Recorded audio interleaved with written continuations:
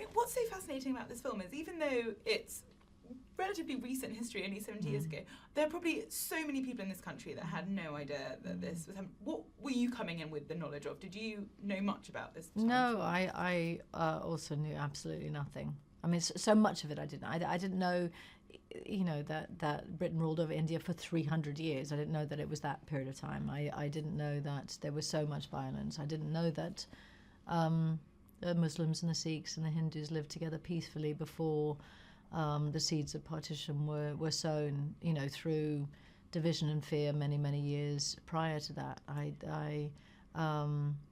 And didn't know, I think, how many generations of people were and continue to be affected by the decisions of a few.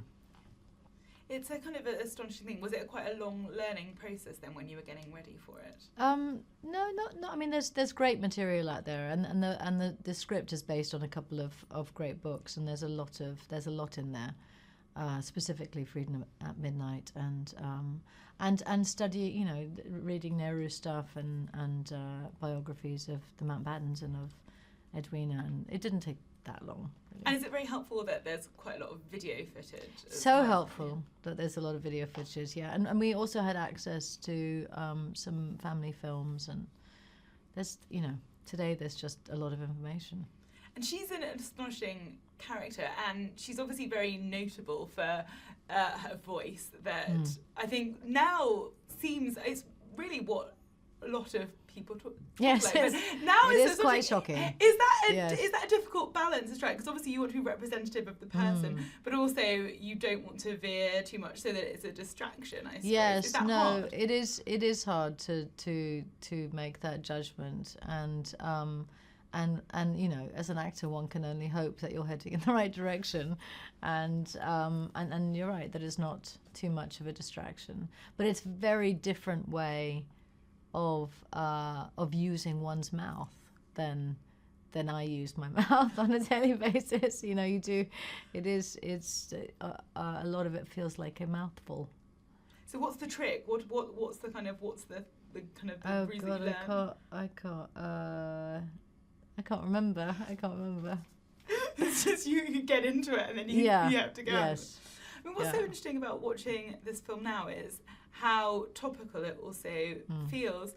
Last night you were talking about how the events in Syria were kind of going on as you were filming it. The events in Syria have been happening for a long time. This wasn't there weren't new things. Yeah. Does it feel like it's gathered even more momentum since then? Well, I think there is a lot of talk, as you know, right now about borders and about walls and about division and about fear and about hatred and about immigrants and about moral responsibility, and a lot of those topics are within this film, and one sees in the events that take place what happens when there is the politics of division and fear, and how many people's lives are affected negatively because of that, and also what happens when there are people who are attempting to discuss, spread tolerance, having Gandhi there in the film, and what he wanted, what he stood for, what he believed in, was quite the opposite of what happened, and and seeing the people of India respond to a spiritual leader in the way that we see them respond in the film, and the difference between that reaction and that sense of unity and commonality, and as opposed to what then started to transpire, is heartbreaking. And you've been very, very clear, you describe yourself as an activist. Does that feel even more important now to use your voice? I think so. I mean, I try. It's hard to know where to speak up and where it's best as an actor to let the experts do their job, because I don't really have an interest in putting my head above the parapet, but there are certain human rights issues that I feel very strongly about that speak openly about, and I usually tend to stick to those subject matters. For the best.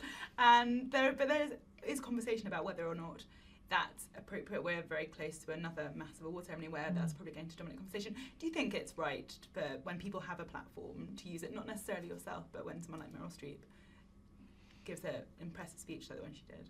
I think that I was very moved by her speech, and there was a lot that she said that I thought was very courageous and truthful, and so I was very much in support of that. It's hard to know how much is appropriate and part of the problem to begin with, and I think that's something that is a big conversation right now, and in how we move forward, and how much people have felt, how many people around the world, specifically we're talking about the UK and the US, have felt like their voices haven't been heard, and getting an understanding of that, I think, for the first time, or being made to listen because of the decisions that are being made for so many. So, yeah. Just lastly, Neil Gaiman has said how much he'd like to see you on there, at least on the shortlist, to be the new Doctor Who. What do you think of that? Is that something you'd like to do, or is that nice to be in the conversation for? Sure, absolutely nice to be part of the conversation, but not something I necessarily have time for.